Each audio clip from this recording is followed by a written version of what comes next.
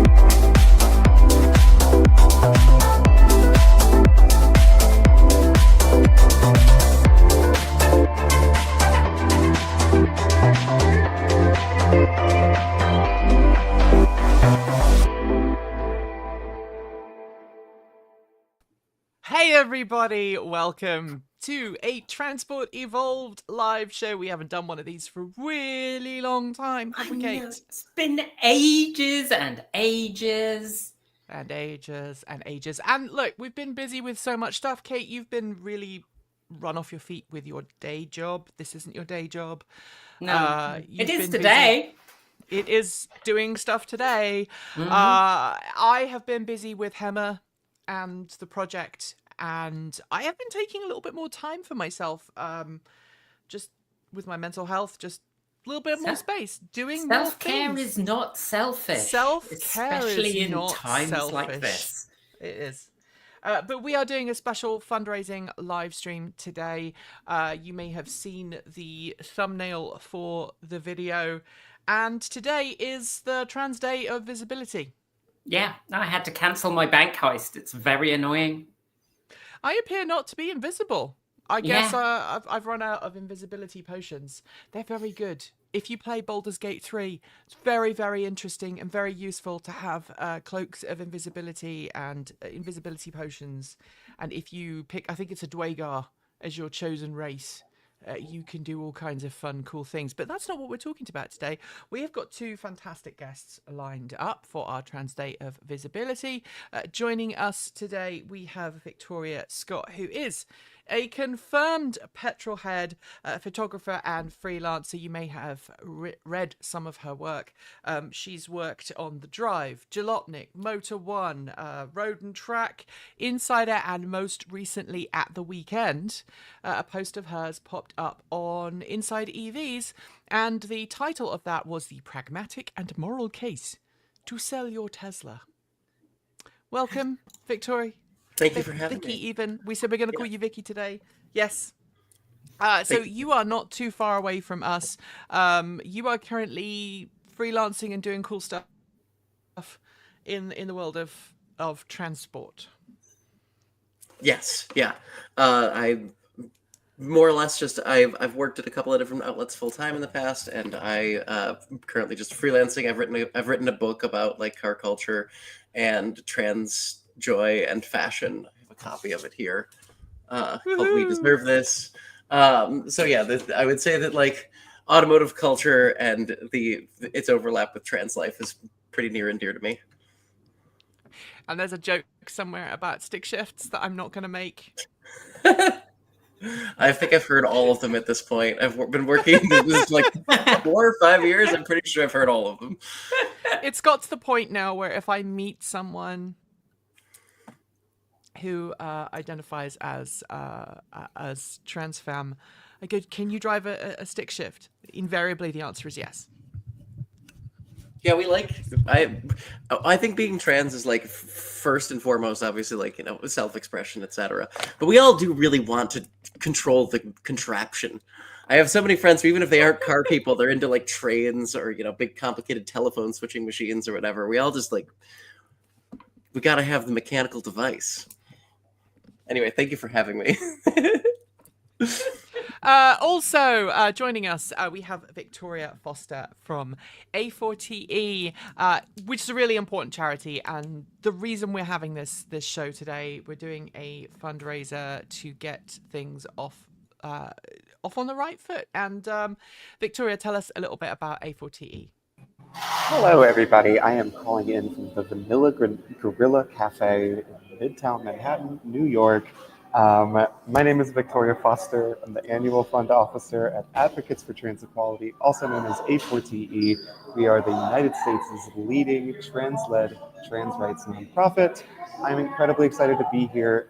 I'm already so heightened by hearing trans women talk about autos. I grew up a massive NASCAR fan. I was born and raised in North Carolina, which is the hub for stock car racing in the United States. But I have written off ever sort of going to a NASCAR race, ingratiating myself with that culture whatsoever due to, I think, the obvious sort of cultural connotations that NASCAR carries with it. But to already hear a joke about stick shifts makes me so happy to be here. And I'm so grateful for you all for putting on this stream and already getting some donations in. Your viewers are already showing their generosity. So thank you, everybody, for giving generously on this Trans Day of Visibility. Yeah.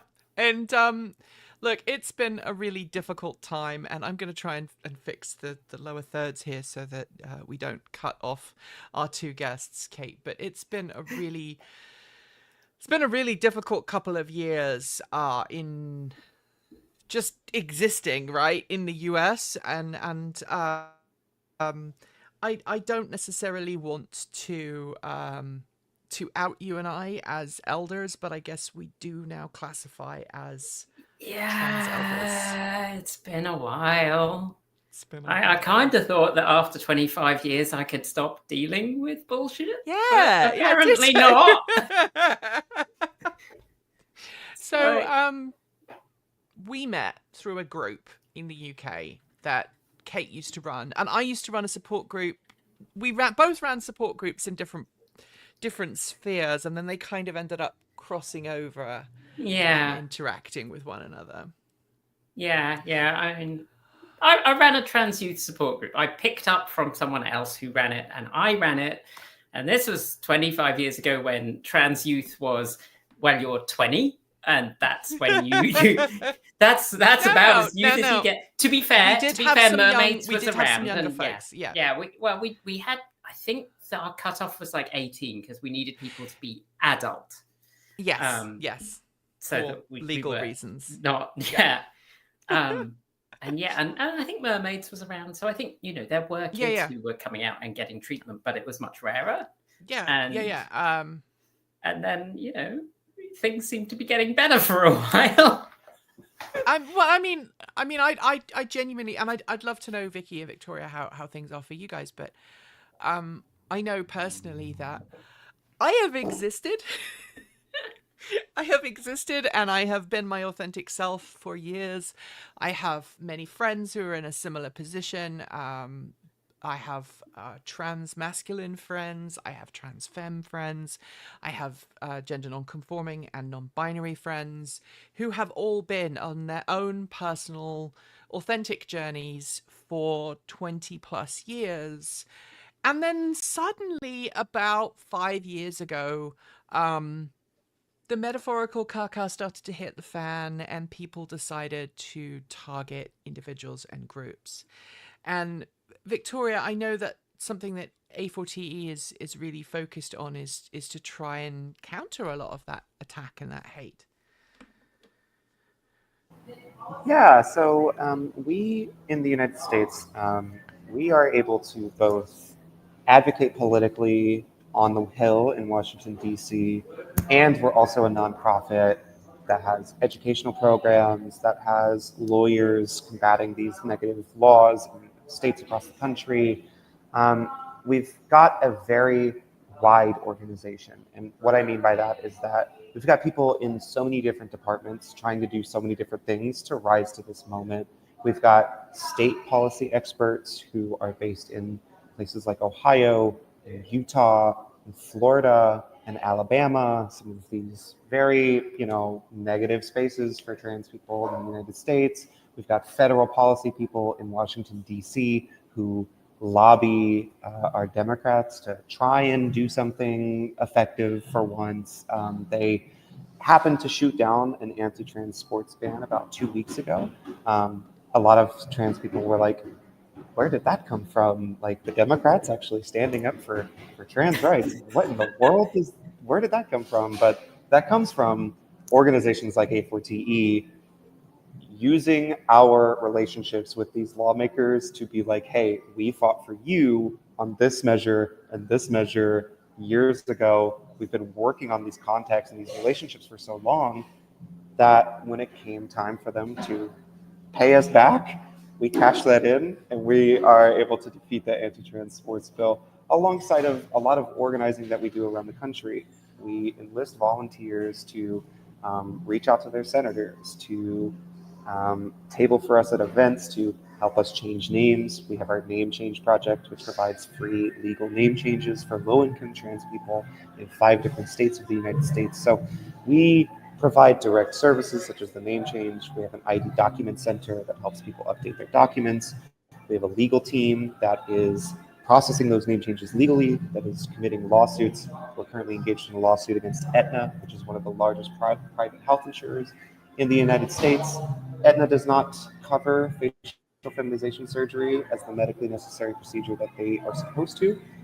They continue to deny people on the basis that it is cosmetic. We know that it is not cosmetic, it is medically necessary.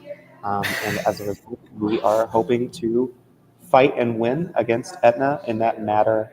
And that is just, I don't know. We do so many different things. We're educating folks. We have a whole education department that is working on bridging that gap that we see in the United States, at least, between people who know about trans people and are sympathetic and people who have been fed a diet of lies about trans people and now think that we are just these horrible demons. There is an information gap there. We're trying to bridge that. So any amount of support that we can receive will go towards educating more people, providing more direct services, engaging in more lawsuits, shooting down more bad bills, and then doing all of that more in more places. So it's a busy time. That is all I will say. And Vicky, a lot of the attacks that are currently happening are focusing on basically just preventing people from living their authentic lives, from being their authentic selves. Now, in the in the pre-show before we were streaming, you and I were chatting about, some of the restrictions that now exist in the US for people whose gender identity is different than their sex assigned at birth. And regardless of whether they are trans femme, trans masc, intersex, whether they are gender non-conforming or non-binary, it's about really preventing those people from just being able to exist in and do the things they want. Yeah, one of the issues that I've run into on the note of like legal, and I apologize, I sound a little hoarse. I've been kind of sick all weekend, but one of the issues that I've run into personally was, I've moved around a bunch over the past couple of years. I lived in a lot of hostile states. I live in Seattle, Washington now, which I find very friendly and welcoming, and it's relatively easy to get, a driver's license name and gender change here. But I lived in Idaho before this, and Idaho has very restrictive laws about changing your gender and name. So I didn't do it there, and I finally moved here. I got that done. I went to go apply for my passport. I am now kind of one of those people who's in this legal limbo between all of my documents on one hand, including my social security, say one thing, and my passport is going to say another. And kind of given the legal climate of things, that makes things really challenging, because I genuinely do not know legally what that makes me.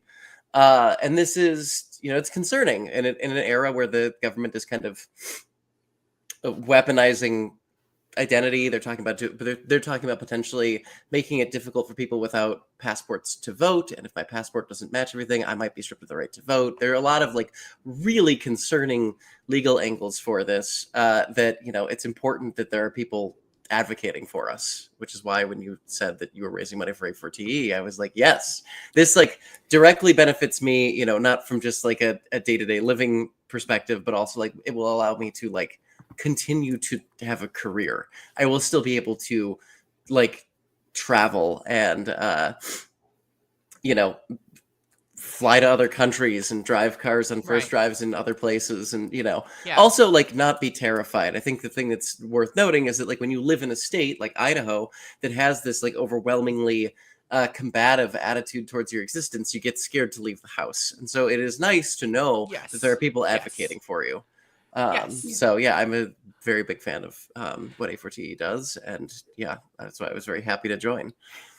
And sorry, Kate, carry on. I was going to say, like, the impacts that this have are real and significant. Like, as a channel, we have made a decision, partly, I think, because of Nikki's health condition, but also just because, I'm not white. You may have noticed, not white.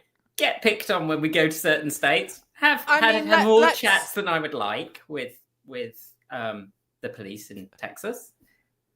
Yeah. But it's meant that we look at opportunities from automakers where they're like, come test drive this car in this state. And we go, maybe not today. Yeah, I went to the Rolex 24 out at Daytona Beach in early 22.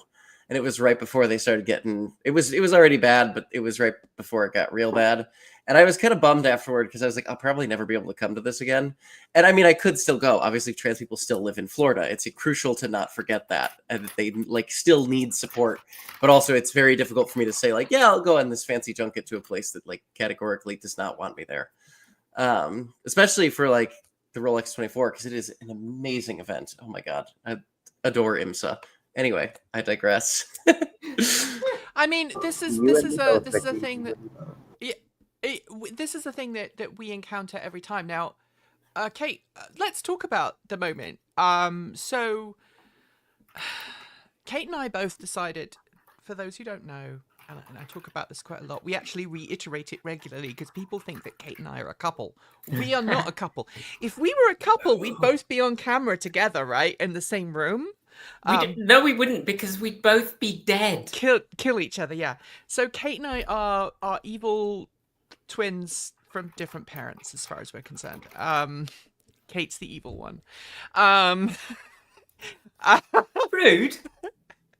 But look, when we both ended up marrying Americans. We both ended up moving to the US because we saw in the UK that there was a lot of rhetoric building up against trans people. I had a young family.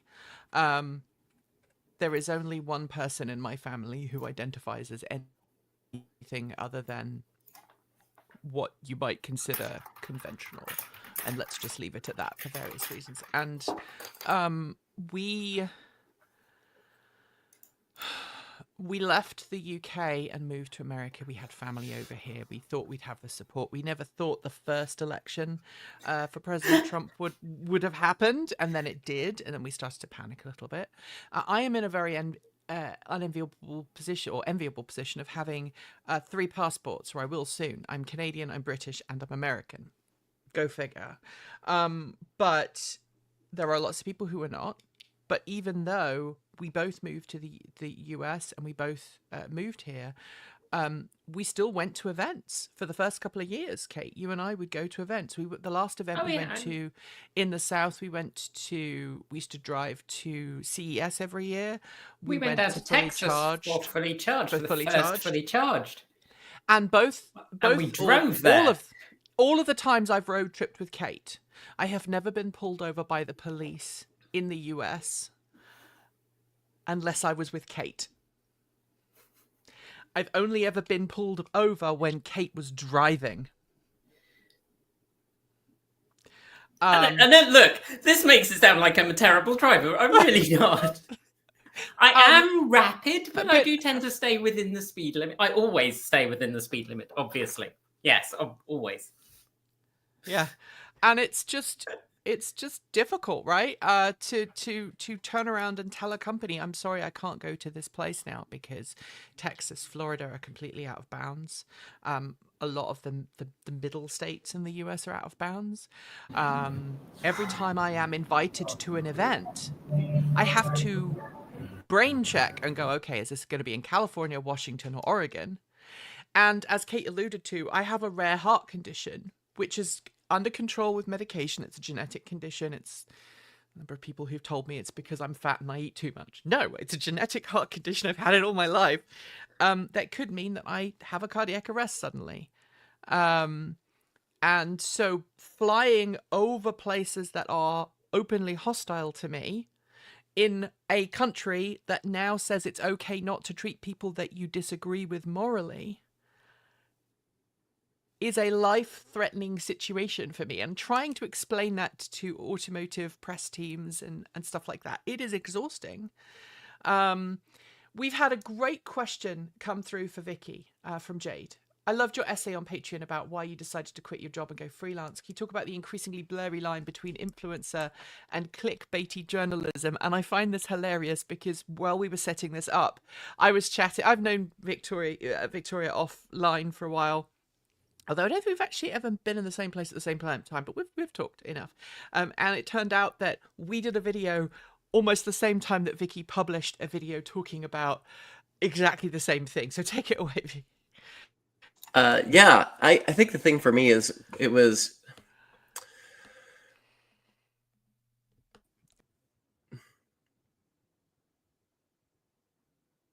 I don't know if people can hear me or not. Oh, sorry. There we go. Moment. Okay, now I'm having up. a technical moment. All right, cool. I got shuffled. Anyway, no, I think for me a lot of it is that, you know, my work in the auto industry, generally speaking, has been two-faceted. It's been like, I enjoy cars and I like driving them and I like reviewing them and I enjoy, you know, doing what I would consider to be like classically auto journalist stuff. You know, I did grow up on like Automobile back in like the very glossy, you know, this is the high-end car mag days. I read that when I was like 6, and that, you know, turned me into this. I think the other half of it has always been that I did, you know, advocacy, and I tried to use my position and my platform to do something more than just get myself fancy cars to drive. It was kind of like, you know, that's fun, but that to me is not like the sole extent of what I wanted to do with my life. I wanted to do something that I saw was broadly good for people, which is why I wrote the book. And, you know, in the story, I think the crucial part is, as I sort of talk about where my mind got to as I was on this last press trip. I'm away from home. I am married. I love I got married last October. I really enjoy being in Seattle. It is my home. All my friends are here. My wife is here. So leaving is kind of like difficult to begin with, but here I am, I'm alone in this hotel room. And, the stuff that I was doing to convince myself to kind of like go through this grind, and like, even when you're going to a friendly state, it's still a grind. I've been a source for The Verge in a very, very well-reported piece by Andrew Hawkins about the failures of the TSA, because I've had such horrifying experiences with them. Oh my God, yes. Sorry. Yeah, so, no, it's okay. So like, even when you're going to a friendly place, just national policy in the US can still conflict in it. Like, it's more friction, right? It's just always being trans in the US is like, it's just continually adding friction into your life until it becomes genuinely kind of impossible to act what I think most people would consider as normal. You cannot operate at full capacity when 70% of your life is dealt to trying to either avoid, mitigate, or survive this friction. So like, for me, a lot of how I got the energy to do it was doing the advocacy stuff. And, I had the book launched last spring, and in the summer I was wildly busy. And one of the things I did, I crammed into a ridiculous schedule that I could not sustain, was I did 2 different speaking engagements for a car company, with their internal ERG. That was like, I was their pride speaker because they didn't have any real like long time willing to speak trans employees, and they needed a trans person. And I was like, okay, I'll come in and I'll talk to your basically I'll talk to your bosses and be like, you should make your trans employees feel safe, because you'll get better work from them. It'll be more efficient for the company. Also, it's like morally and it's the correct thing to do. But there's all, I tried to like pitch this kind of sort of vision of like, this is beneficial for all of us, please, and that kind of stuff. I would do it for free. I would do it whenever I could, because it felt like it was the right thing to do. And then in October, the election had not even happened yet, this car company shut down that group. They were like, no, this is too politically risky. It was around the time that like Robbie Starbuck was going around with like the anti-DEI stuff that has become just kind of part and parcel of this new administration. And, I kind of looked around at the industry I was in, and I was like, I just don't think that there is, all that's left for me is kind of driving these cars at this point. Like, if I'm going on these trips and stuff, there isn't like, I'm having conversations with people that I know are probably sympathetic, but I cannot use that to like meaningfully help anybody anymore. And so at that point, it was kind of like, well, I'd just rather be home with my wife, instead of driving this SUV. Oh, hello, my cat's here. He's gonna say hi. Hi, say hi, Bert. Oh, hi, Bert. But so that was, I think, a lot of it. I don't think it was necessarily, I think a lot of it is also like, yeah, there are cars that I'm not a huge fan of, and there are weird pressures in sort of the access journalism that like automotive writing is. That's why a lot of my favorite stories are either ones where, I drove something that was really old and I could just write whatever I wanted to about it. I did like a 5,000 word story a couple of years ago called The Last Great American Road Trip, that was sort of about this cultural moment that is just never, this is before the election, this is when I was living in Idaho, it never ended. The cultural moment just continues existing. But it was like a Peugeot and an Oldsmobile, so I didn't really have to worry about like, pleasing a PR person or whatever. So there's those pressures, but like, that is not why I stopped. Why I stopped is because I just was increasingly disappointed with the fact that what I was doing didn't have the ability to like do good for us, which is why like I'm still here. And like, it's why I wrote the Tesla story this weekend, and why I wrote that piece on Patreon, is because I saw those broadly as being helpful pieces of writing. Yeah. And I want to help us, I think, and then I'll drive cool cars second. And if like where we're at right now means I don't get to drive cool cars for a while, that's fine. I think that this is probably a lot more important. We at Transport Evolved, our tagline is cleaner, greener, safer, smarter, and more equitable. And we've had lots of people go, oh, the whole Transport Evolved thing, oh, it's a pun because you're trans. Now, I am neurodivergent, okay, so I didn't even make that connection. I didn't make it. It didn't even occur to me. You are also neurospicy. We are terrible at that. Well, all right, yes. Yeah. So, so I didn't, like, my brain didn't, there are two different words. I didn't necessarily, I was like, I wanted to call it Transport Evolved because I don't know what the ultimate solution is, but I just want to make a world that is better for everybody, right? With better transport. In my ideal world. Thank you very much for your donation. Woohoo. Thank you. We want a world that is better for everybody, and sorry, that was very British. We want a world that is better for everybody and is more equitable. In an ideal world, Victoria, you live in New York. That is public transit. That is taking metros. That is cycling. That is using car share services wherever possible. That is not what we currently have. We have this toxic auto industry. I'm just going to call it what it is. And Vicky, feel free to chime in here. This idea of this toxic, I don't want to use the word toxic masculinity because I don't believe it is just toxic masculinity. I think it's a toxicity that kind of transcends people's gender identity. But that idea of you must be in control, you must have all the things. It's horrible, right? Yeah, allow me to soapbox for a second. Sure. I think that I was setting you up for it. Please, you built the soapbox, and here I am standing upon it. I just, so much of I would say that the issues that we face are tied to like the very purposeful alienation and atomization that this country forces upon everybody. They divide us into alienated suburbs where you can't, like if, I grew up in an isolated suburb where technically you're just 10 minutes away from anything.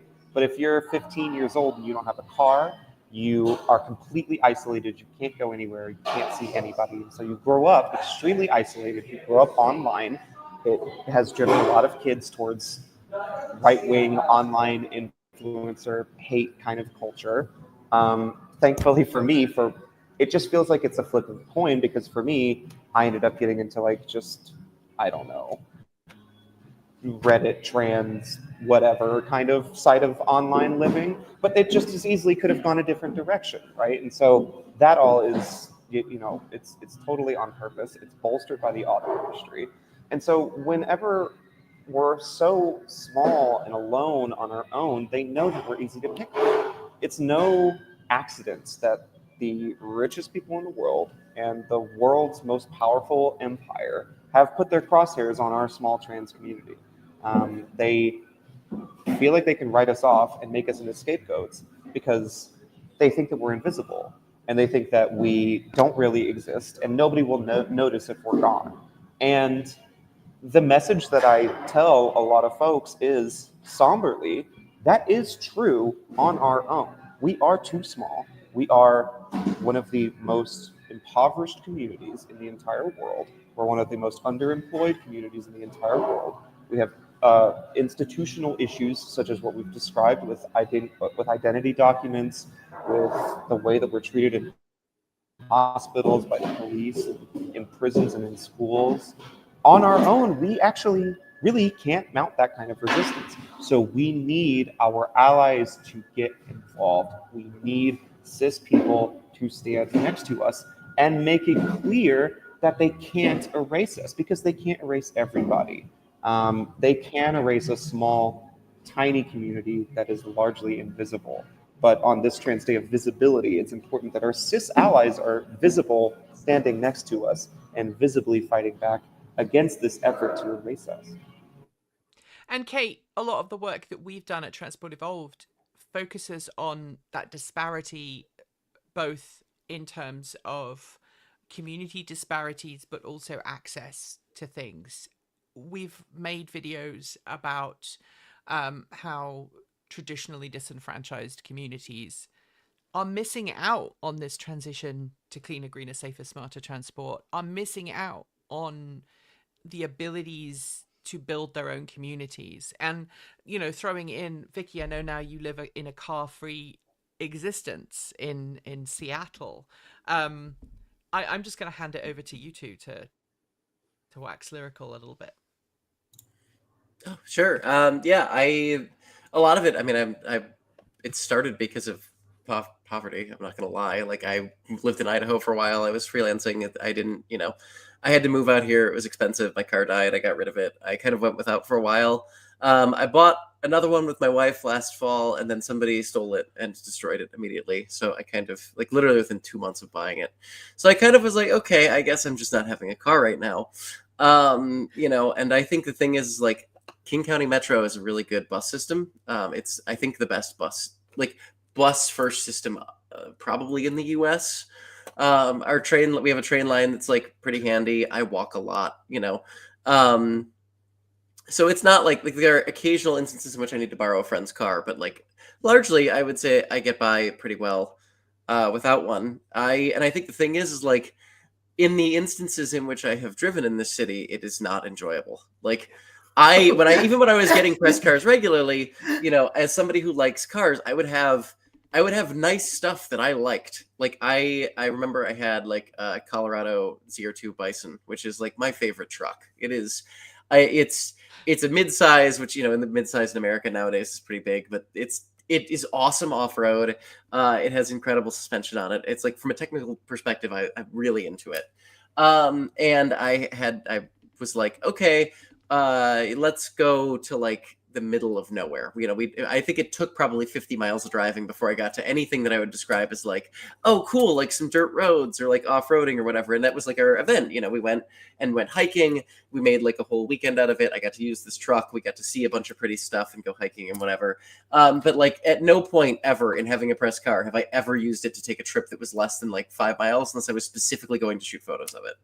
It was always like, if I'm going anywhere that the buses go or the trains go or whatever, I'm taking that because it's nice. I think the thing is like, I don't enjoy sitting in traffic. I don't think many Americans do. I think that it's like, for me, I have a lot of anxiety. I love driving, and I don't usually get anxiety unless I am specifically sitting in traffic. And I think that it's like, it's not great for your culture when so much of people's lives is spent sitting in traffic. And that's always been kind of like my pitch to automotive people as far as like why you should support robust transit is, you know, a strong bus system benefits a car enthusiast just as much as it benefits everybody else, including like a poor transit who just moved to the city and needs to get around, doesn't have a car. So it's like, it's beneficial for everybody. I think is kind of like my angle at it.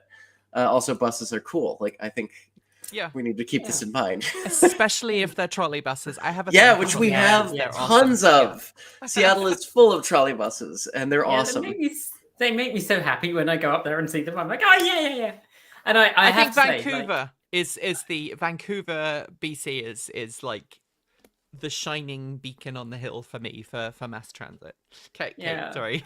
I was going to say, like, last time we had that, the Chevy truck, the RST, that I loathed and despised. Part of the reason that I loathed and despised it was that you gave it to me on a weekend when we were going up to Seattle. And so my my first experience driving it, first I drove it home from work in the rain on a miserable day. And then I drove it up to Seattle, which has good public transit, but I'm sat in a traffic jam in Seattle in this huge truck trying to navigate small roads so that I can park this thing.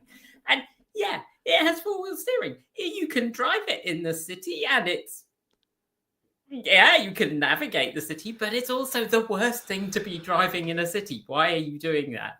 And it's also sort of hilarious when we review it and say things like that. And people get angry with us. We come at this from a very European perspective, and like there is, I wonder why. I don't know why.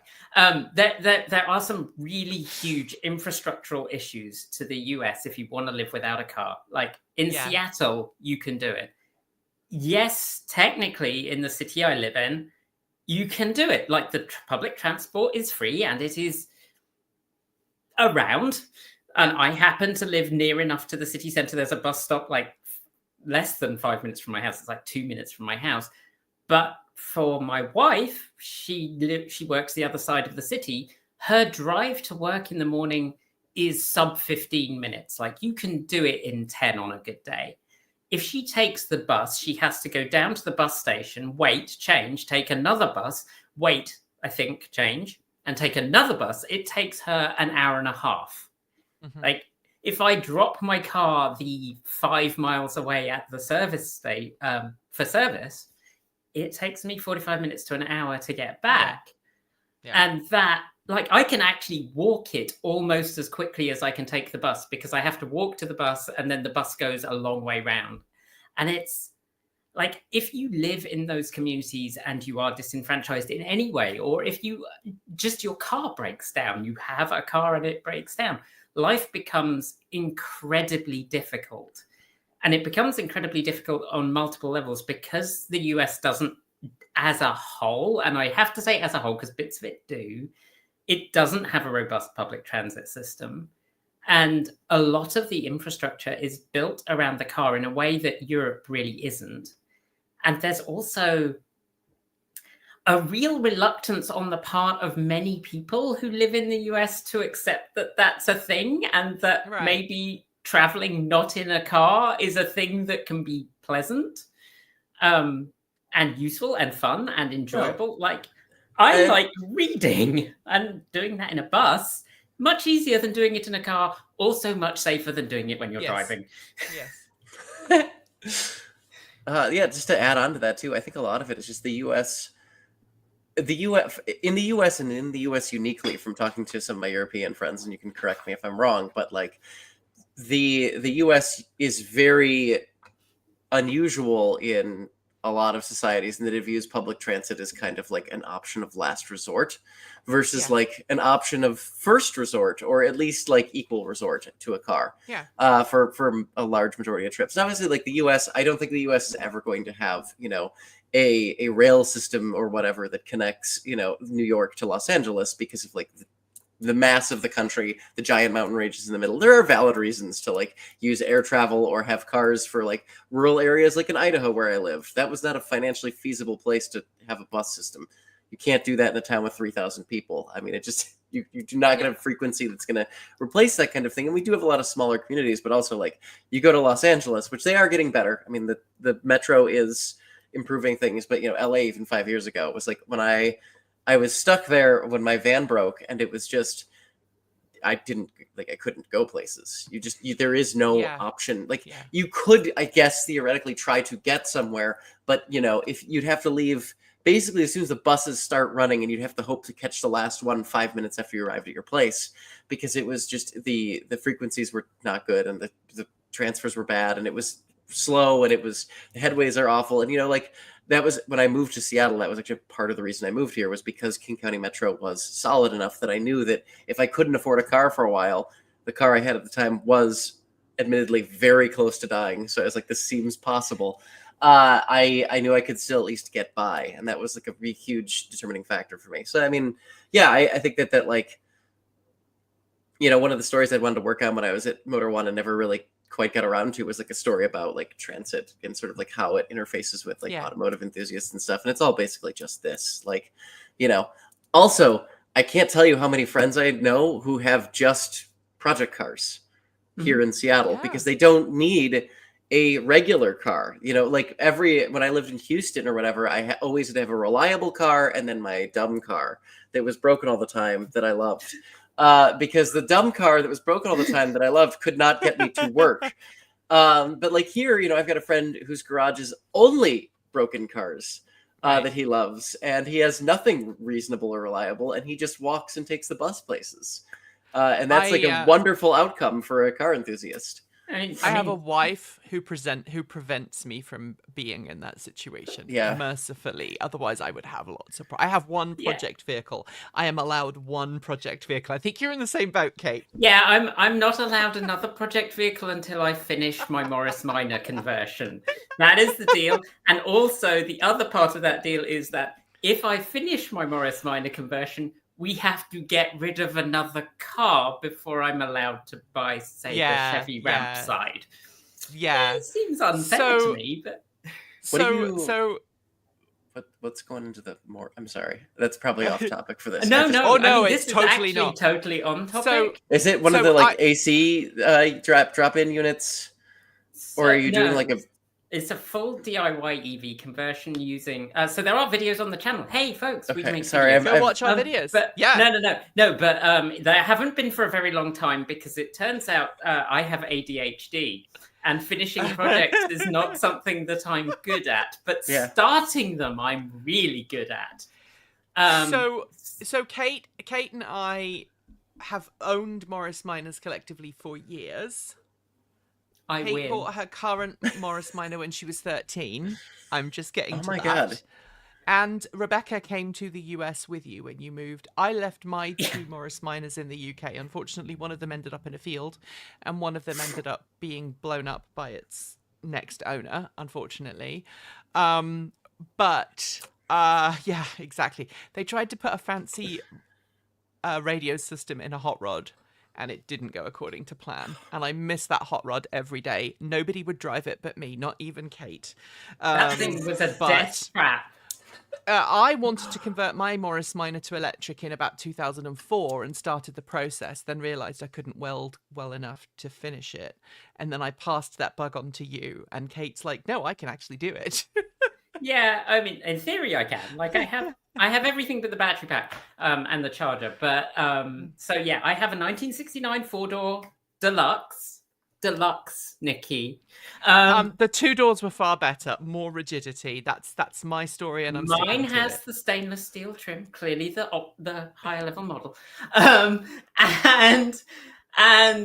So a couple of years ago, I started gathering parts to do. I've forgotten the name of it. The EV. What's his name? You're talking about the open inverter project from Damien the Maguire. Irish gentleman. Damien Maguire. Yeah. So yeah, I bought a Prius. Prius. It's a Prius C inverter. It's from one of the little Priuses. Because that'll do 300-400 volts if you change some capacitors in it. So I did all that. I bought an iMeave motor because I used to have an iMeave, and iMeaves are very cheap to get parts from. They are awesome. Yeah. And like my car is a hot rod, not like Nikki's. My car is. I was gonna say I win on the hot rod. You win on the hot rod. Mine was mine. I upgraded it to a 1.3 liter 8+ series engine with a fast road cam, larger carbs, bigger exhaust. So it drove very sensibly, like me. 1.8 liter K series with a limited slip diff Type 9 gearbox and a Mexico rear axle. I have a Type 9 gearbox. I have an English diff in the back though. I think I couldn't afford an Atlas. And so I decided, like, I spec'd out the gearbox and the diff so that I could do an EV conversion later, because I knew I wanted to, but I didn't have the money. So they're not great matches for the engine, but it's still a lot of fun. And then a couple of years ago, I started buying parts, and I built the inverter, and I got the motor, and then so for those who are new to the channel, this house, my wife and I essentially built it, and it is not finished. And the political situation in the country started to deteriorate, and I started to think maybe I should be concentrating on finishing the house and not playing with my toy in the garage. And it also happened at a point where, like, it's the scary moment where I connect the motor to the controller and find out whether what I built works.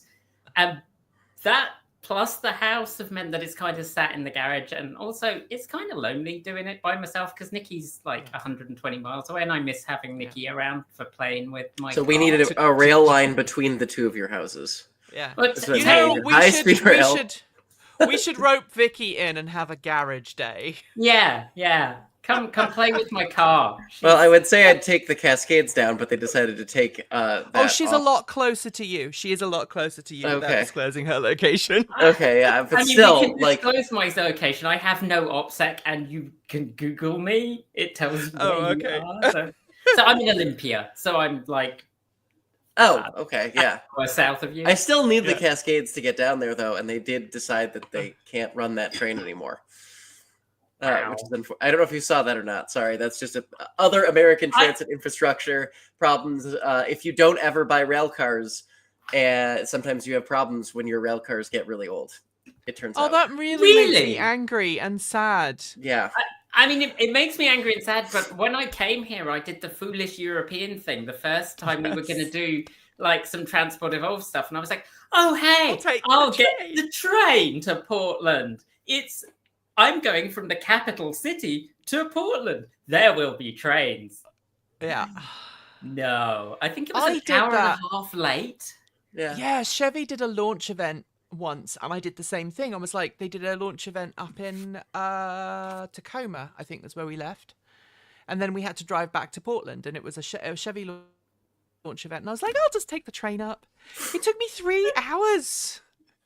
That's like nearly 50% more than it takes me to drive in traffic. I just want to kind of, I'm running out of time a little bit, but when we talk about kind of existing in a world, I know personally that there are things that I now do that I hate, that I never wanted to do, that I now have to do. So, for example, I am more likely to take my pickup truck on a trip.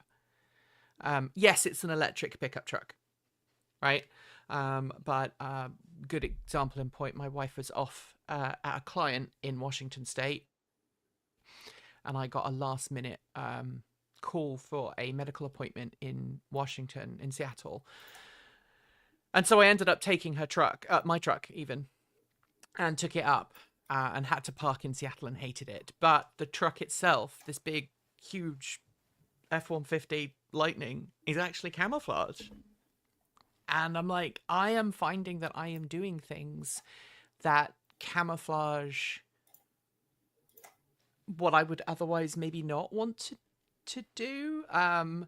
It's like, and it's funny. I find, and I don't know if you all find this, but for example, I live in a semi-rural location. I would be absolutely petrified going to certain rural parts of the US, but I also know if I'm going to go to a farm store, I'm generally going to feel more comfortable in a farm store because I'm a farm girl and I know how that works, right? So I can wear my farm gear and my wellies, and like I can be authentically like knowledgeable about a particular thing, and that disarms people. And I'm one of those annoying trans people who talks a lot because that's my secret sauce. Like if I talk to people, I can generally disarm them.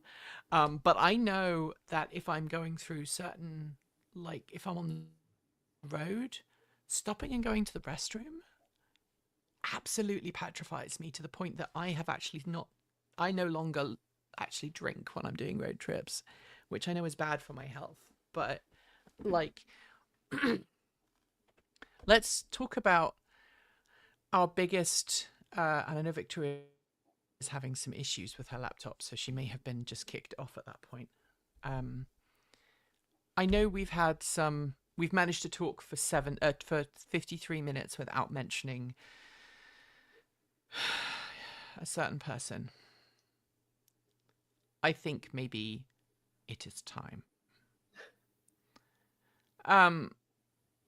We get a lot of trolls on our channel. We get a lot of trolls, and a lot of people hating on us, and a lot of people saying mean and horrible things. One particular person this weekend is claiming that we are being investigated by Pam Bondi.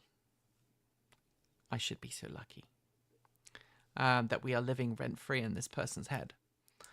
But so thank you to Victoria. I know her laptop. So she just said, "This is Victoria. My laptop died. Sorry, everyone, but it was fun." Thank you, Victoria. Thank you for joining us.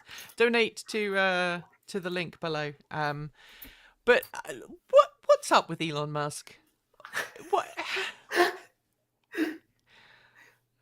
That's a very broad question. No. I mean, is it just that he was just a terrible father to his daughter, and now he's angry about it? Or, like from what I had seen in Vivian's most recent interview, with Vivian being his daughter, with I think it was Vanity. You see Vanity Fair or Teen Vogue? I can't remember because they're both. Yeah, I read it. But yeah, she was Teen Vogue. Teen Vogue, thank you. She did a cover story with them, and from what it sounds like it was not her coming out that precipitated this. He was already kind of like very like this, I think that maybe that he just started talking more about it at a similar time to when she came out, because she came out around the same time that like a lot of trans stuff started coming to the forefront. And a lot of us started coming out. Like I personally am like one of the very stereotypical pandemic trans girls, in that, you know, I knew for years beforehand that I wanted to come out, but like I was utterly terrified because like I was raised Right. incredibly religious, and you know I was aware. I lived in Texas at the time, and you know I was at NASA actually at that time, and I was Oh, cool. at Johnson Space Center, which was not like, it was a weird culture. Like I was part of the like queer ERG there, but I didn't know like any really openly out trans people, and it was a big campus, and I was worried about like, I wasn't really loving the work anyway, so I kind of quit, and that's when I started doing automotive journalism. Anyway, I guess the point I'm trying to get at here is, you know, that cultural moment I think kind of shaped Musk more than like his daughter specifically, from what she said, and I trust her because she's pretty cool. Yeah, we're gonna try and invite her to chat at some point. We think it would be funny to talk about sustainable transit and not mention her father or Tesla once. She deserves it. I mean, I think that's kind of the thing that for a lot of us is that like it would be super nice if I could talk about cars as just cars sometimes. Like there have been moments in my career where I wrote car articles that were just articles about cars. And it was like, that's pretty cool actually.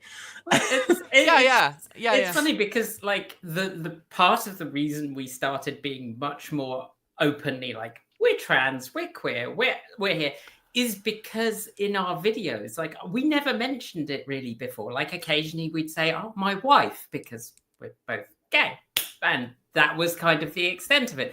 And then we started seeing this ramp up in abuse and hatred. And it started, I think, around 2018. And I am a creature built of spite. So, you know, you start saying nasty things about me, then I'm just going to be like, all right, you want me to talk about trans stuff? Fine. Yes. Sorry, I just realized I didn't intend to. I'm 3D printing parts, and I just picked it up because I was fiddling. But you and I, we both kind of like, when I came out in 2000, 1999, 2000, my professor at university went, "You're never going to work with kids. I hope you know that." And I haven't really talked about this, but I'm going to name and shame it because I went to the Guildhall School of Music and Drama in London. Very prestigious music and drama school. People like Daniel Craig, Ewan McGregor, they are all alums of the same place. And I came out in my kind of beginning of my third year of a 4-year degree. I lost my father in my third year of music school to cancer, so it was a difficult time in my life.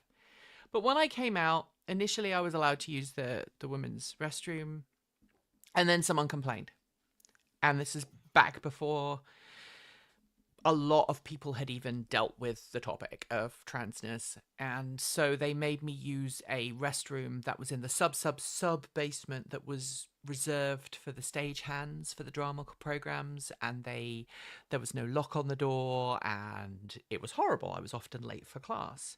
But when I came out, my oboe professor turned around and said, "You're never going to work with kids."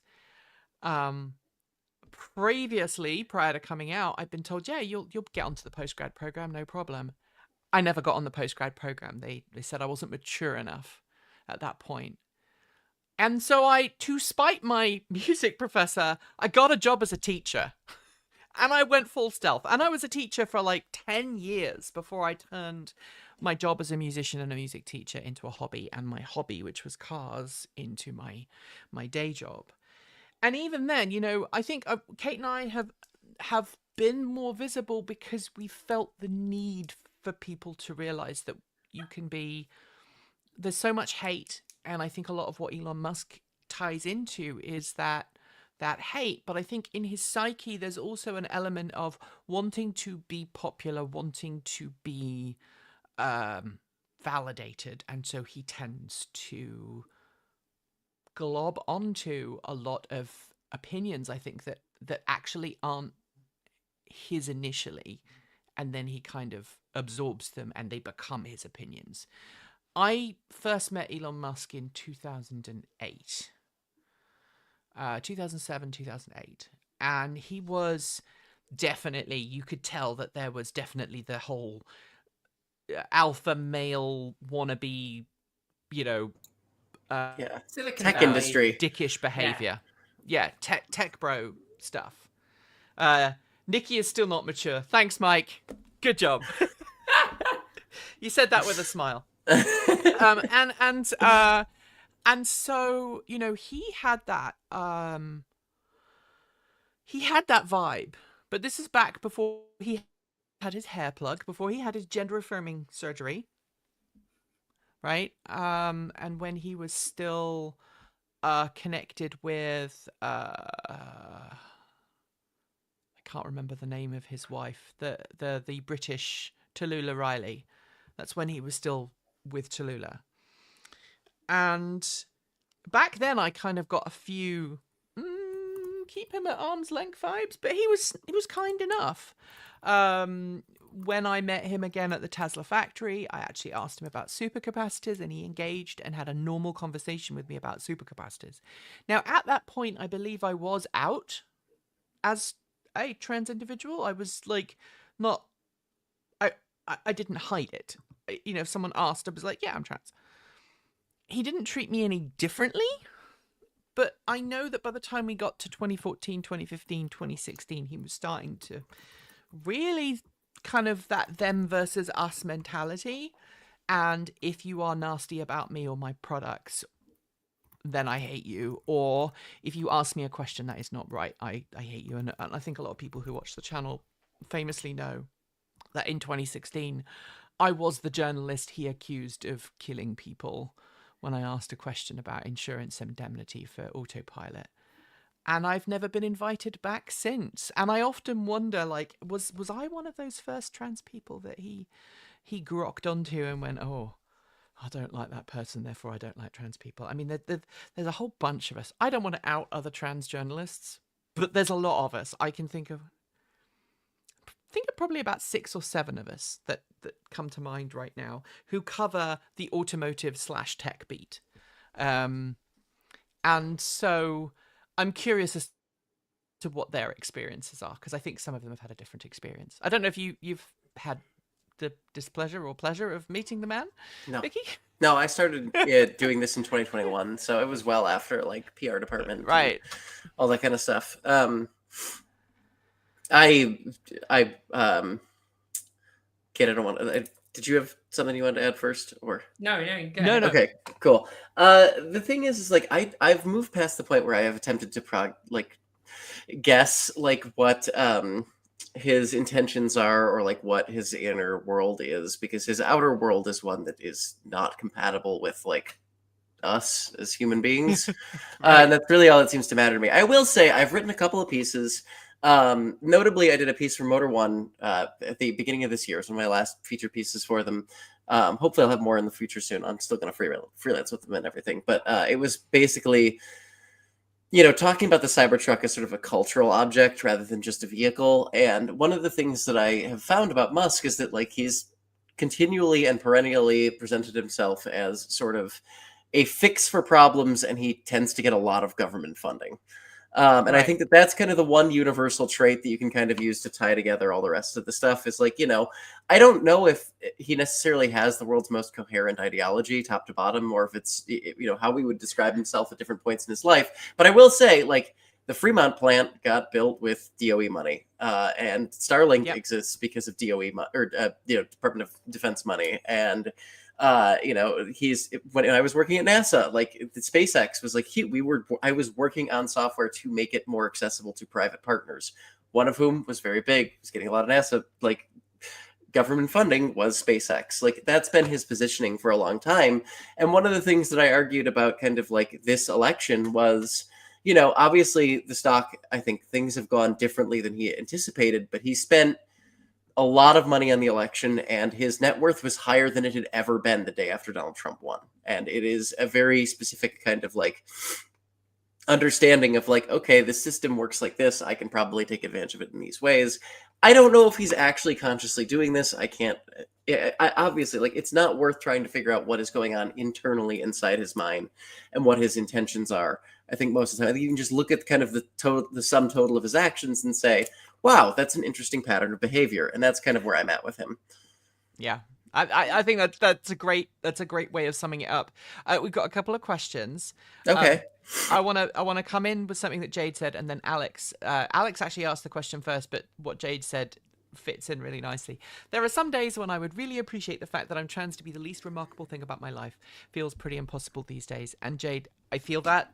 I absolutely feel that. Like I can absolutely. And I'm sure Kate, you feel the same way. Well, it's so funny because I mean, 25 years ago. 25 years ago.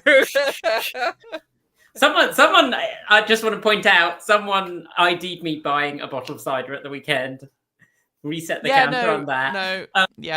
But 25 years ago, when you and I were young and baby trans, like a lot of people look at both of us and go that we're in our 20s and 30s, and they use that as an excuse that we don't know what we're talking about. And we're just bring it. It was part of the like patriarchal model of healthcare for trans people, was that you should woodwork, you should disappear into the world and just be a cis woman. As far as everyone knew, like, you should disappear and not be a trans person. And to an extent, like, that's what I did for most years. Like, I was trans online in a very separate identity from the one I presented at work. No one at work knew I was trans for like nearly a decade and a half. Well, probably more than a decade and a half. My whole time working in England. Like, at one point I was my own sister because I worked with someone who knew me as a kid, and I was like, that's fine, I'll just be my sister. That's great. And the problem with that for a trans person, I think, is that it's really important for us to have community, because our experiences, like, not every trans person has the same experiences, obviously. Like, every cis person has different experiences, and there are different bits of their life. But there are things where it's nice to be able to talk to a trans person and be like, this was shit. And they can know why it was shit without you having to explain why it was shit. But for the most part, I don't think me being trans is very interesting. I don't think it's that exciting. Like, I think the fact I spend like hours screwing around in the garage with a 69 minor is more interesting. I think the fact I have a bass guitar over there that I am working on, standing on stage and playing, I think that's a more interesting bit of my life.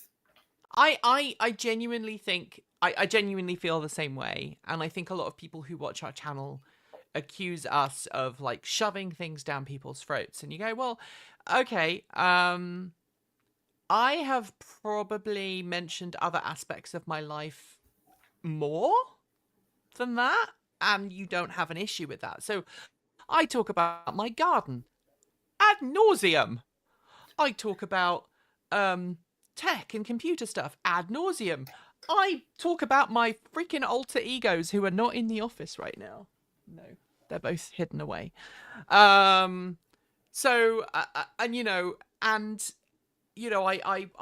bring out like the fact that I do voiceover work sometimes, and I do character voices, and I do panels at conventions, and I cosplay, and I've got like I have 2 giant animals in my closet. You know, those things about me are far more interesting. And when I'm at an event and someone asks me, where's my phone? They go, someone asks me about this. So the best ones are when people ask me, oh, is that your dog? And I look at it and I go, yeah, it's my dog, sort of.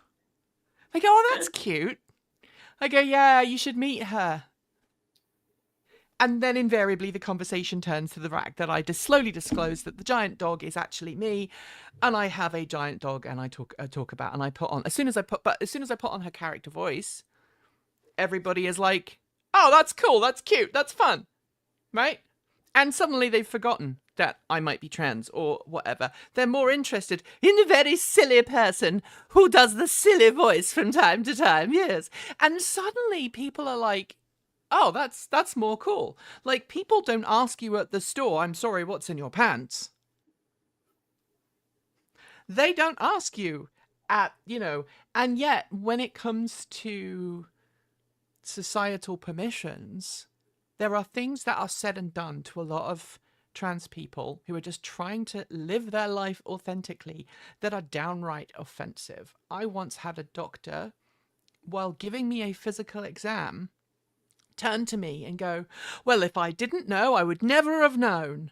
I'm like, that is not okay. That is not an okay thing to say. I know you think you are trying to be affirming, but maybe you could just not say that thing. It's a bit like turning to somebody in a wheelchair and going, oh, I'm never going to complain about having sore legs again.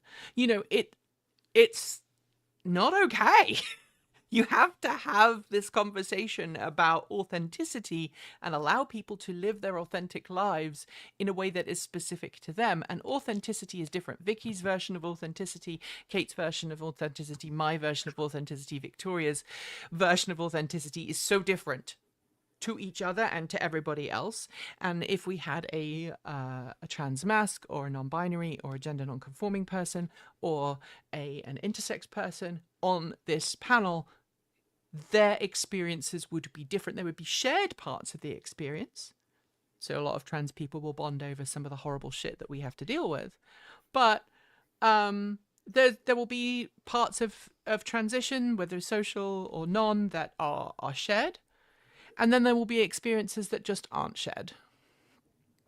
And it's the same with all communities. But by allowing these communities to exist and just be our authentic selves, we can collectively make the world a better place because we're spending less time fighting nonsense legislation. I'm going to get off my soapbox. Well, no, I'm going to get on your soapbox for a second because I'm just going to talk a moment about like the intersectionality piece, which is, and this is one of the things that we've talked about and we keep trying to make a video on, but it's a big video and it's going to take a long time, which is like universal design.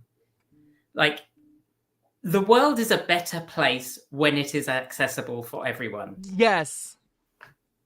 That's it. Yes. I'm going to get off my soapbox because it will be a very long soapbox, but that's my point. Everybody has a better experience at charging stations when you can reach the charging cable, when you can park, when you can get out of your vehicle without hitting someone else, where there is good lighting, where you can all pay, where you don't have to have a membership, where there's actually a screen that gives you different payment options and you can pay with the thing that you feel most comfortable with. And it's the same with all of this. But right now we are creating a society of haves and have-nots, of segregation by race, gender, identity, religion, whatever. And when we segregate, we end up with a fractured society in which no one is happy. Like, I do not know a single person today who I could talk to who goes, yeah, my life's really good. Like, not a single person. I think the one thing I was just going to say to Jade was, yes, I am also tired of it. That's kind of where I'm at. It's like, yeah, no, you're telling me. Part of the reason I live in Seattle is just for that, actually. Like, when the last trip I took, by the time I got to the airport, like, the demographics of the city changed. So, like, an airport is very different than the city itself. And I was in the airport and I was like, oh my God, this is what it's like everywhere else in the U.S. I live in, like, the neighborhood where we have, like, basically bars that just do, like, trans girl nights. Like, it's very easy for me to forget that, like, my way of living, my way of self-expression is, like, not culturally accepted in a lot of places. And having lived in places in which it was very, very obvious and I was always scared, like, living here, like, that's, people are like, oh, Seattle's expensive. Like, yeah, it whatever. Like, I'll go without a car. I'll take the bus. I don't care. This is worth it because genuinely it is really, it cannot be stated how nice it feels to not feel like an outsider all Right. the time in every setting in your life. And so like when I go to the coffee shop and I get a coffee and I go through my day and I walk down the street and like nobody looks at me funny because it's just like, yeah, there's lots of us in the city and it's just been kind of a thing here. You know, it is so much less burden. It's that friction I was talking about earlier. And like, yeah, I'm completely sympathetic to it. And obviously some people can't move. And I think that's part of the reason that I'm such a fan of like A4TE, because like I think doing legal advocacy to try and get some of these states that are, especially like the ones that are kind of on the bubble, to like entrench some rights means that like, okay, people are not going to feel as empowered to be bad to us. They're going to slowly, more of us are going to come out. There should be more acceptance. My cat is smashing into my computer. I'm sorry, Bert. You're please. good. But like, yeah, so that's kind of my take on it. It's just, yes, it does suck, and I'm sorry for literally all of us. We have to go. I mean, it's the same for me here in where I live, right? I'm not in Portland, but I'm close. Yeah. And interestingly, there was a study recently that's saying Portlanders are becoming more happy with Portland because the rest of America has become scary for a lot of groups of people for different reasons. Yeah. You touched base recently on TSA, and I found that was really interesting. And then I will get to Alex's question. I want Alex to know that we haven't forgotten their question. And like I have TSA pre, so I can go through TSA quickly. And I did it because as a trans individual, it is often safer to go through TSA pre. But because I carry a defibrillator with me for my heart, it invariably gets picked up as a bomb or a bomb risk or whatever because it's got squishy gel inside it. And invariably, when that happens, I will get misgendered and treated like crap, even though I go through the TSA pre. And now it's when President Biden was in the White House, it trailed off and it actually got pretty good. As soon as President Trump came back, that behavior ramped back up again. And I'm like, you know what? I don't want to travel by plane anymore. I'm just going to drive everywhere. So Alex is asking, as someone who is in the LGBTQ space and who is thinking about getting into automotive blogging, is it something hard to break into? Is it something you should be more yourself when presenting? I have thoughts. I'm going to give this to Vicky first. Yeah, I would say the hardest part right now is that social media fragmentation is very difficult to make up for as somebody who is starting off. I got my career largely because I had like a podcast and a blog that I did my own, but notably I had a Twitter account where I was like, I guess, kind of funny. And I talked to a lot of established auto journalists. I followed their work. We chatted some, and you know, they saw my like blogs basically, and that was Bert. My God, he is on one right now. He likes to rub his face against my monitor. Excuse me, Bert. Come on, buddy. I'm begging you. Go.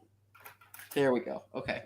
And so like, I think that's part of it is like sort of there are, you know, there are established paths to break into media that are not the ones that I took. That I think for a lot of like, you know, especially like marginalized content creators, generally speaking, those avenues are less effective or less accessible or whatever, you know, because of like how institutional discrimination works. And so, you know, social media was a great equalizer for that. And that's how I started. Nowadays with, you know, kind of, I don't use Twitter anymore. Blue Sky is it's getting there, but it's not quite there yet. And also just like, you know, when I started writing, I kind of hit the perfect moment because I basically started as soon as vaccines had hit after COVID. So I was out and I was only ever out in the auto industry. And that allowed me to tell stories that were like very raw and very true, which I think is broadly a good thing. I do think it is important to at least keep your identity in mind with whatever kind of work you're doing, because it needs to mesh with kind of your value system and sense of self, which is like, I think part of the reason why I gained traction early on, but also there was a ton of freelance money sitting around because nobody had done anything for a year. Right. So, you know, I kind of like, I did my very first like really big series was I did a piece called the Vans Continental Express for the Drive. and I bought an old Toyota Hiace, and I lived out of it for 6 months, and I drove around the country. And this was a very different cultural moment. It was sort of like the first summer that people started doing things again, and there was like broad social gatherings because like we had vaccines, and it was like getting much safer pretty rapidly. And it was also before, like, for me, I came out in 2020, so I didn't know a pre-Trump world. But like 21 was better than 22, was better than 23, it was better than 24. So like it felt relatively easy for me to be out, even though I was so early out. And kind of just go sleep in the middle of the desert by myself, and like maybe I was also partially crazy, like that's possible. But like importantly, I think to the context of this specific question, that Vans Continental Express story, the drive, giving me that funding to go tell this story about being a trans woman discovering who she was in her van in the desert, allowed me to take the trip. Like I didn't have a ton of money saved up. I bought the van and I had like a little bit of money, but most of it was actively writing that was paying for doing this, and getting that kind of story picked up was crucial. And I think the thing is like, more and more outlets are going out of business basically every month at this point, but like every year. We did a video on that just last week. It kind of like the money for the writers in the space is just not really there, and it's difficult as a freelancer. And so it's one of those things where it's like, I don't want to say no. Like, you should definitely still keep writing. If your friend has a cool car, you should go to your friend and say, hey, can I drive this, or can I, ride in it, or at least shoot pictures and write a story about it, and like tell a story of, my very first writings that I started to figure out my voice when I talked about my identity and my cars, and like how it made me want to modify stuff. And like, that's worth doing. It's worth pursuing. You can still create great stuff. I think as far as breaking into like blogging now, it's really hard. It's just, it's so much harder to freelance every year. And when I went back to it, it was largely out of a realization that I'm not very well cut out for full-time work in this specific industry at this moment, rather than like, the fields in freelancing are so wide open and bright. It's not really that. I hope that helps. I'm sorry it's not more uplifting. No, I think it's totally honest. I think for us, we are in a very different position because we have existed for so long, and our growth has been really authentic and slow, and we've not really advertised, we've not had to freelance, and I have been extremely lucky. So I've made allusion to this before, but my wife works for a firm that pays her well. I was trying to figure out how much I could say. She works for a company, a multinational company that pays her well, and her income allows us to pay our mortgage. Yes, would I love to be able to pay myself? Abso-freaking-lutely. Would I love to be able to offer other people jobs at the company? Absolutely. Right now, we have enough people, we have enough income coming in that we have a team of three staff plus myself, and we can make it happen. But we fill a niche that we have kind of become quite comfortable in. That kind of, we are the radical, crazy liberal people that make angry people even angrier, right? And we have enough people who support us and think that, hey, we quite like that voice, that sort of space. And I think if you're starting, the place you have to start is a place of authenticity. Like you were saying, Vicky, you have to find your voice and how your voice differs from everybody else's, and be willing to express your voice. And you have to be vulnerable as well. I think there's an element of vulnerability. Not you don't necessarily have to be, but you will be vulnerable when you are exposing that voice for the first time. And you're like, hey, I did this thing. What do you think? And to begin with, people are not going to listen to you. They're going to maybe not know that you exist, but you just have to keep grinding at it until eventually someone goes, I like what you're doing. I want more of that. Patreon is a great way of doing that. We wouldn't exist today if it wasn't for Patreon. just going to throw this out now. YouTube has decided it's going to put even more ads on our content, and we've already started to see our ad income drop as a consequence, because people are basically, they get to an ad they can't skip. YouTube is saying you have to be logged in to watch. We must send you ads, and people are saying, I don't want to do that. And so our ad revenue is dropping. We are exploring other options, but Patreon, I would say, Alex, is a great way of starting. Think what you want to say, how you want to say it. Well, and even beyond that, I would also say that, like, you should, first of all, hi, Ren and Rachel. Thanks for watching. I hope you're all having a good day. I think the other thing I would add too is, like, you need to, the tricky part, and this is kind of the trap, is that, like, I have a Patreon now, and I'm getting to a point where, like, it's helping me, like, pay rent, because, like, my wife's a barista, so I need to make some money, and that's kind of like, I stopped working very recently, and I'm trying to figure out what exactly I'm doing next. Because there isn't a lot of freelancing money, and I think that's the thing that's tricky is, like, when you are starting out, you can't start with, like, a paywall thing. You have to, if you're going to do a Patreon, that's cool, but, like, everyth's going to have to be free on it for a while, because people have got to be, like, for people to like your work, they've got to read it. And, that's the unfortunate thing, is that, like, it's very hard unless you've got some sort of, other financial support, or, you've got boundless energy, which I used to have. It's much easier to do this if you're starting out in your early to mid 20s. Now I'm approaching 30, and there's no way I could have done what I did even 5 years ago. So, like, that's also... honey, it gets so much worse. I'm sorry. I know. We are not here with good news.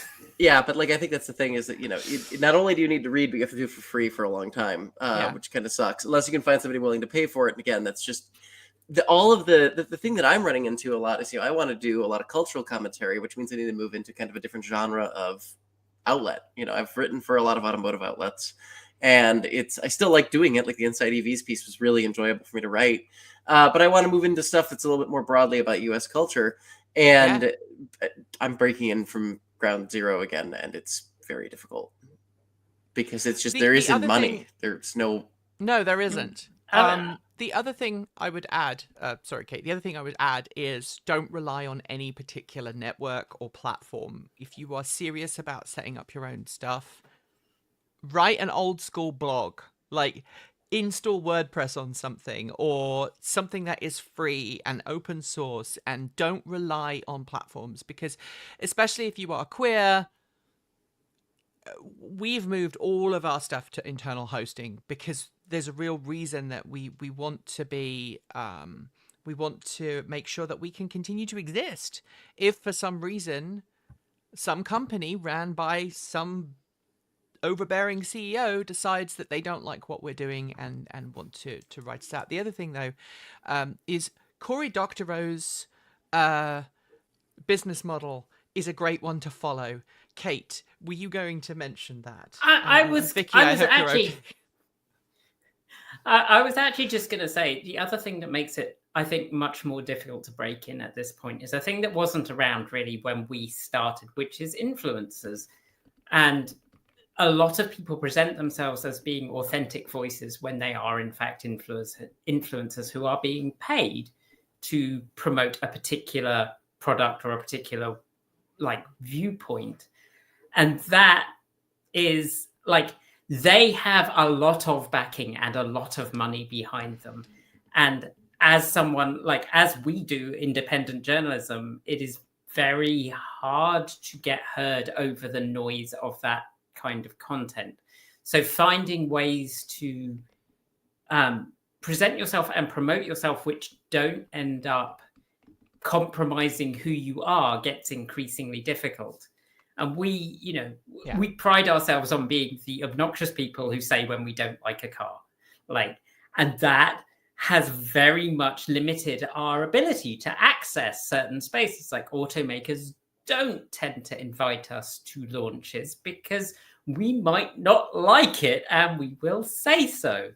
And we're always the last to get a car as well. Yeah, like the car term that we use in house. I'm going to send this to Victoria so she knows what we call them. But the car fleet people, they always give us do cars last? Yeah, I mean, part of that is that we're in the Pacific Northwest, and so they go around the rest of the country first, and then they land up here once they've been somewhat abused. And our poor DP has to try and make the car look pretty when it's got scrapes all over the wheels, and but part of that is definitely we don't toe the line, and we never have, and that's not helpful. And if you're trying to break into this, like the world of automotive journalism through blogging, I think being aware of that up front and knowing that you are going to have to work out where you want to sit and what your ethics are and how you're going to play that is going to be really important, because every day we get emails saying, hey, would you like this thing? By the way, we want to have editorial control over what you say. Yeah. The other thing I was just going to add to that, Kate, is like you're completely right about everything that you just said, and also this is why I like doing classic car stories. So like that's why I said get your friend's car. Like don't go. I mean, like I also like when I was at Motor One, that's a pretty big outlet, and like we had a good amount of institutional support, but like we didn't get cars up here in Seattle because we just don't get cars in the Pacific Northwest until late. So like yeah, that's definitely part of it, and I think also like. You know, you should, when you start writing, the best thing to do is to focus on like, what do I want to say? What is my viewpoint of the world? And how does it interact with this car? There should be no other concerns. Like the audience should be secondary. The car manufacturer should be like not even in the picture. What you should focus on, like, and this can be even when it's positive. Like two of my favorite stories I did last year, they were about specific cars, is I drove, my friend has an Oldsmobile diesel. It's a cool. 1981. It's like widely considered one of the worst cars that was ever built. It kind of killed diesel in America for about 2 decades because of how notoriously unreliable it was. And it was fascinating because you look at this car, you know, with the lens of like through a retrospective lens, you can kind of see like, you know, how this car was a product of its era. You can talk about it freely. You can talk about its failures. You can talk about why you find it charming in those ways. And then you're free. Like Oldsmobile hasn't existed for 20 years. Like there's no concern about anybody getting mad at me. I'm just kind of like talking about the culture that surrounded this car. And that for me is like how I've approached a lot of it. And that's why when I started, I mostly did classic car stuff. And, you know, the other favorite piece I did last year was this loving tribute to the IROC Z, because I had a friend who had one of those, and I went for a drive in it, and I was like, this rules. It is a tractor with a big V8, and it makes loud noises, and I can sit way back in it. I'm going to knock over my Shoji screens. But like, you know, even when I loved the car, I didn't have to worry about like, am I hitting kind of all of the car review points, the press guide points. It was just about expressing why this was so enjoyable. And it was like, for me, like that's, if you like cars a lot, and I think that everybody who wants to be an auto journalist probably does, if you find yourself in a position where you can just kind of write a love letter to the car and you don't have to worry about like the hitting like, you know, the buyer's guide, or is my audience going to be shopping for one of these or whatever, you can just write, you can really tap into like the main vein of why we all enjoy this. And that's how you're going to hone your voice. And like, as far as getting it sold from there, you know, that's always tricky. But like, if you want to like get better, yeah, absolutely. Like just have a friend that has a cool car and see if you can get to drive it. And then write either a love letter or a cultural document or your intersection of identity with the car or whatever. And then you don't have to worry about, is my audience, did I put the cargo capacity in here? And are people going to ask about that? Yeah. So Pierre has a question. I wonder if you have any thought on moving to Canada. This place, USA, looks like a Handmaid's Tale, maybe a little overreacting. I think all of us. I mean, so... I don't know if either of you have any thoughts. I have a practical thought here as somebody who has actually moved internationally once. My wife has moved internationally twice because she moved from the US to the UK and then back. It's really expensive. It is really expensive. We, I think, ended up paying, I think it was close to $20,000 to move to the US. I think it was about 20 to 30. Getting the dogs obviously not these two because they're too young, but our dogs that we had at the time, flying them over was very, very expensive. We had the 2 kids with us. We had 2 dogs. There was us, all of our stuff.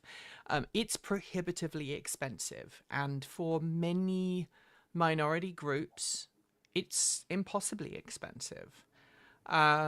If you add to that fears over passports, it becomes a one-way trip. So I know plenty of trans and non-binary individuals who are not going to be using their passport, who are fearful of using their passport lest it be confiscated, and who are worried that if they leave the country, that might be a one-way trip for them. And it's very difficult for a start to move on a one-way trip. There's also the practicality of it. And I'm speaking as someone with quite a lot of privilege, right? I have equity in my house. We recently got the house valued. And look, I know at least 3 people watching this have figured out where I live because one of you sent me the Zillow listing of my house when it was brand new and suggested that you would share my address with the world as a form of doxing unless I stopped doing X, Y, or Z. The value of our house, not by Zillow, because they always overvaluate it, but the value of my house today, if you took away things like the solar panels we put on the roof, the heat pumps that we're still paying off, the cost of the truck and the car and everything else, we'd walk away with not enough money to just waltz into Canada and buy another house. At least certainly not in British Columbia.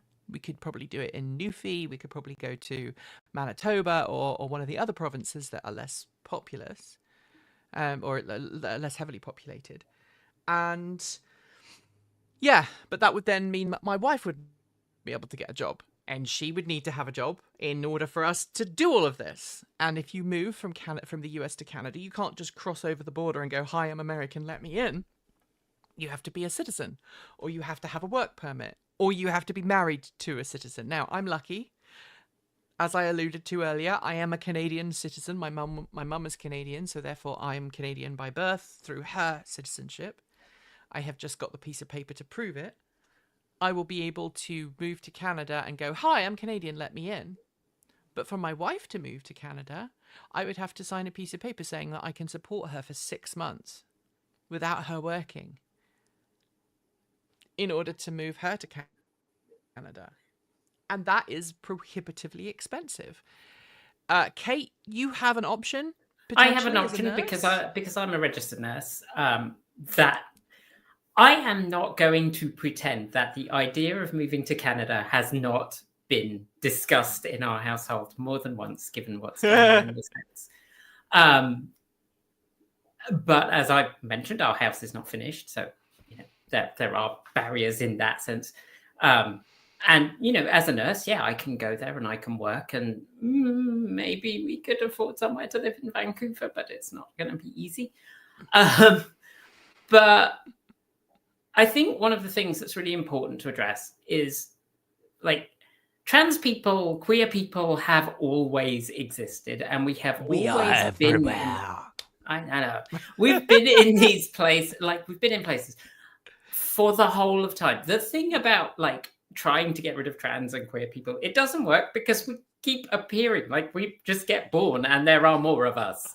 And I think that realistically, some states, I absolutely would say, if you can move from some of these red states, if you have mutual aid groups that will help you, if you have support that will help you get settled in a non-red state, the blue states are not unequivocally better, but many of them have more protections.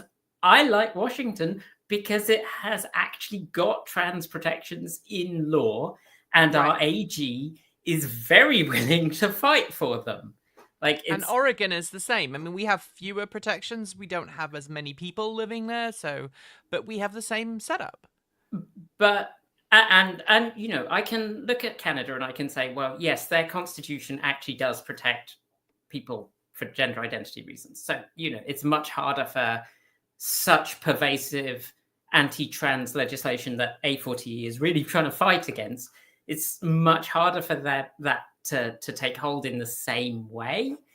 But I think also, realistically, if you are in a disenfranchised group, if you're a member of a minority, then moving to Canada sounds nice, but it's going to be much harder than you think it will be. Moving to a blue state is a much less friction-filled move, and it's one that will give you many, but not all of the same protections. And I think realistically that's more doable for a lot of people, especially since I know locally there's a group that's trying to do mutual aid to help people get settled here. I know similar groups exist up in Seattle, and I think that's a more valid, well, not more valid, but a more approachable route to becoming a place that's more safe. Yeah, like I'm a freelance auto writer and my wife is a barista. We're not moving to Canada. They don't like. Right. I think that's the thing. Is that like broadly, the U.S. until very recently was a pretty good place to be trans, and then it stopped doing that. But it's not like any bunch of other countries have kind of been like, oh yeah, you should all come here and you can have no money, and like that's not how this works. Like that's just not how. That's unfortunately just not what where we're currently at, and nobody is going to let you claim asylum because they don't recognize that from the U.S. and it would be a diplomatic disaster to do so. So your best bet, I mean, for me, it's like, no, I'm staying. Also, I will say there is a little bit of me that's like, I have moved around the U.S. For the past 5 years. I've lived in 4 or 5 different states in the past half a decade or whatever. And I moved to Seattle and I love it. Like all my friends are here. The city is amazing. The culture is really a good fit for me.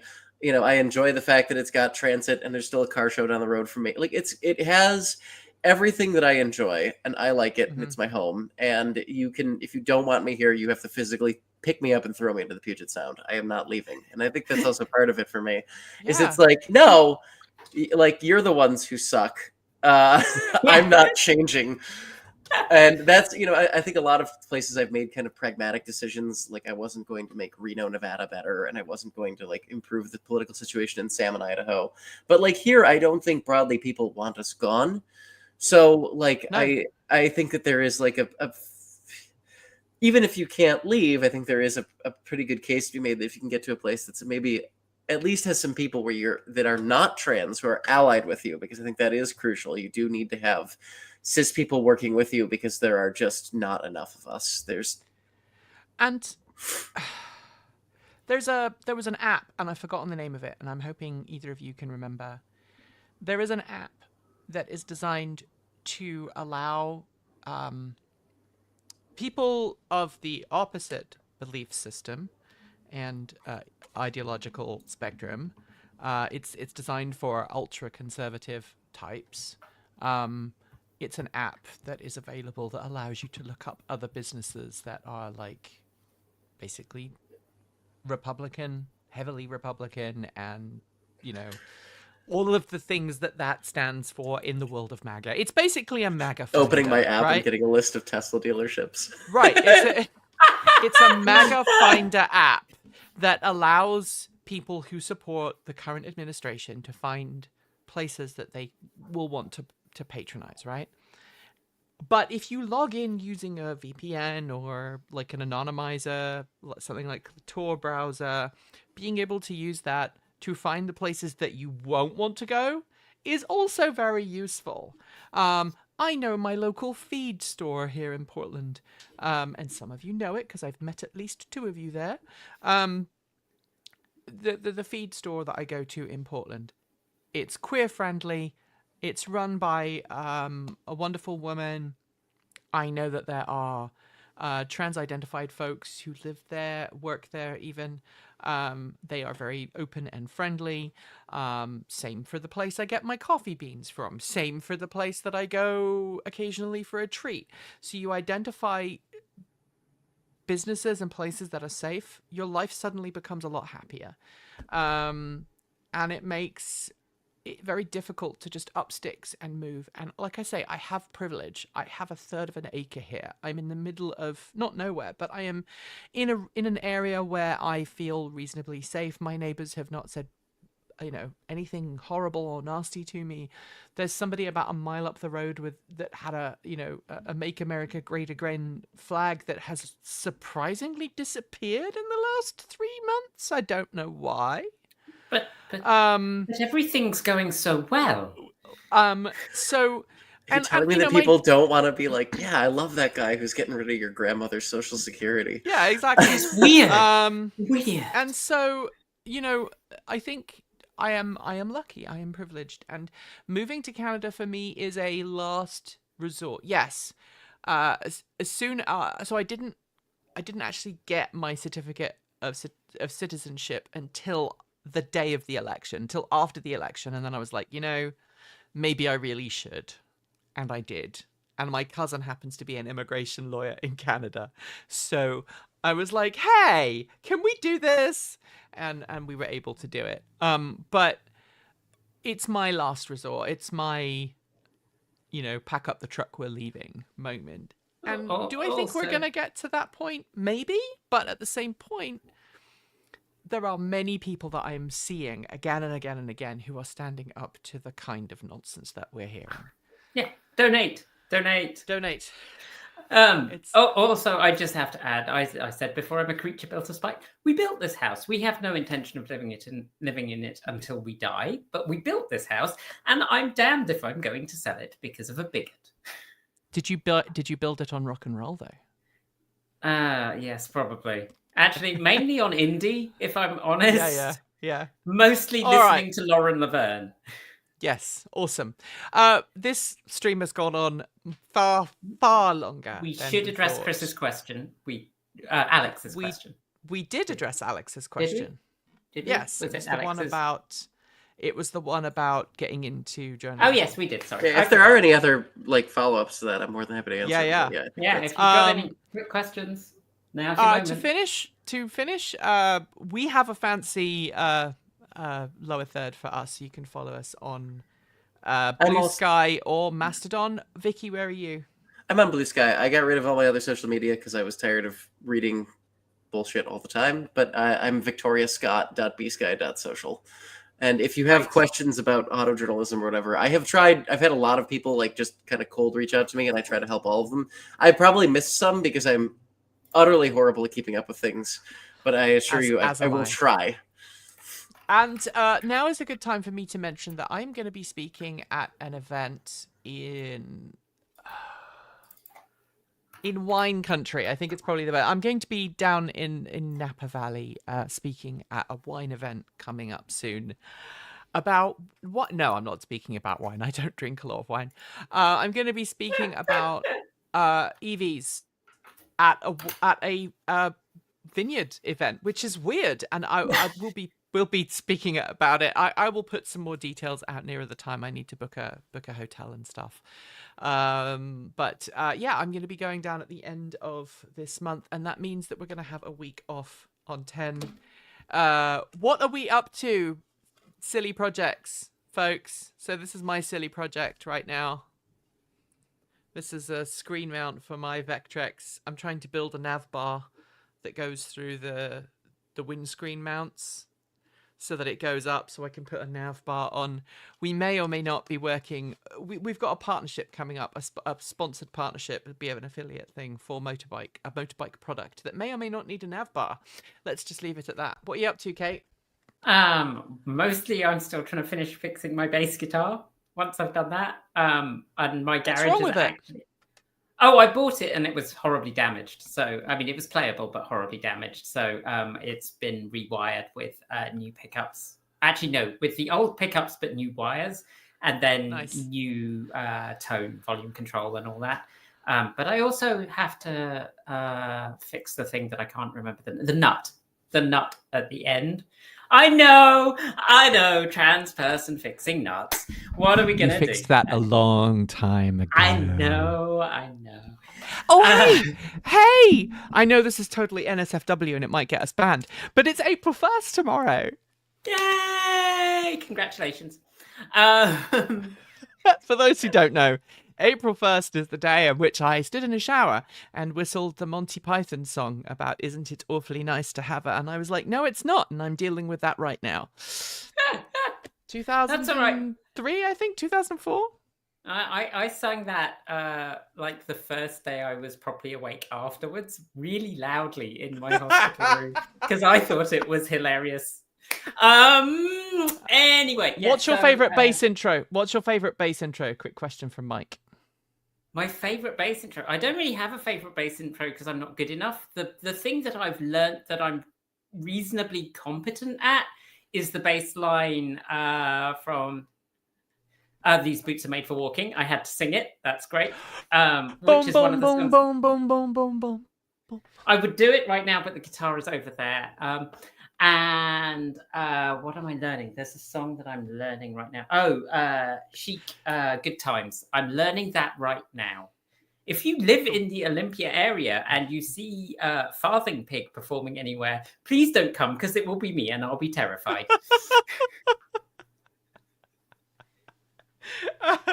Vicky, what are you up to? I'm writing a lot. I'm writing a lot. I've got an exhibition coming up next week. There's a local reading series that my friend puts on called "Please Tea Read with Me." That is, it's largely like people will come and bring poetry or short stories and do readings.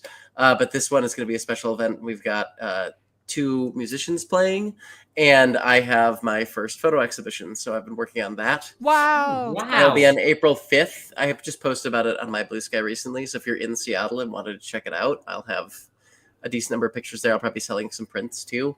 I've got a model railroad I'm working on because I've decided I felt like working on it. I'm always shooting a ton of film pictures and stuff. So it's kind of like there's a lot going on. I just need to figure out what I'm actually doing. That is great. And thank you so much for joining us today. Thank you also to Victoria. If you want to donate to an amazing charity that is doing great things to fight some of the nonsense and bovine byproduct, as I'm fond of saying. And believe me, I know what bovine byproduct smells like because I grew up on a dairy farm. So go to the link that is on screen right now. Yeah, they're doing extremely vital work. Yeah, absolutely. And if you don't know about us, I know some people will have been coming over to us for the first thing. Please consider supporting us. You can reach us over on patreon.com/transportevolved. For the month of March, which is basically until the end of today, you can get 25% off your membership to Transport Evolved by going to patreon.com/transportevolved and using the code March 2025. This year is our 10th year on Patreon. We are 15 years old this year, and it wouldn't be possible without all of you guys. Literally, Patreon pays everyone's salary, and it's a point of pride for me. And one of the other reasons why I don't want to move to Canada is because I pay, like, we run a business, we support people, and it's just amazing. And it's because of you all at home. To finish, also, obviously, don't forget to subscribe to us on YouTube. If you like this kind of content, we do a news roundup show, we do reviews. I think we have some of the best video footage in the business, and you'll get to see our show reel at the end of this live stream. But to finish, I'm gonna read what I always say at the end of every Transport Evolved News TEN roundup show every Saturday. To finish, remember that you are valid, and you are loved, and you have a place in this world. Even if you are among the thousands of people being targeted by a government for simply existing or having the wrong type of job. So just know that it is okay to not be okay. Know that it is okay to be angry, scared, and just want to curl up. But also know that your existence is resistance. And in doing so, you make it harder for hate to exist. Be inspirational, be bold, do good. Don't let hatred win. Speak up, make good trouble, peacefully protest, get involved in your local community, go to town halls, and become an active voice if you want to change the way things are going. And some of you have reached out this week and said, hey, I've just joined my local council, or I've just joined that. I am more proud than I can put into words. Please keep doing that, because the more people that do that, the better our future gets. So until next time, stay safe, regardless of your identity or who you love. Be kind, be an amazing ally, be the positive change you want to see in the world. And please, for the sake of everyone's future, don't let hate or ignorance win. As always, keep evolving.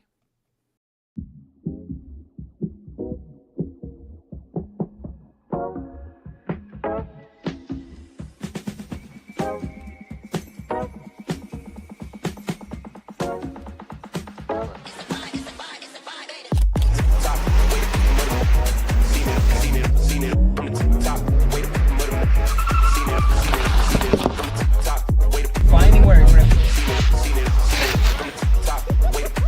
two phases. Slide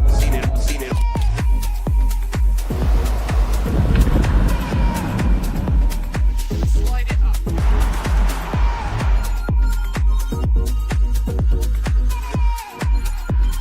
Board wheel. Yeah. That's the thing. Keep evolving.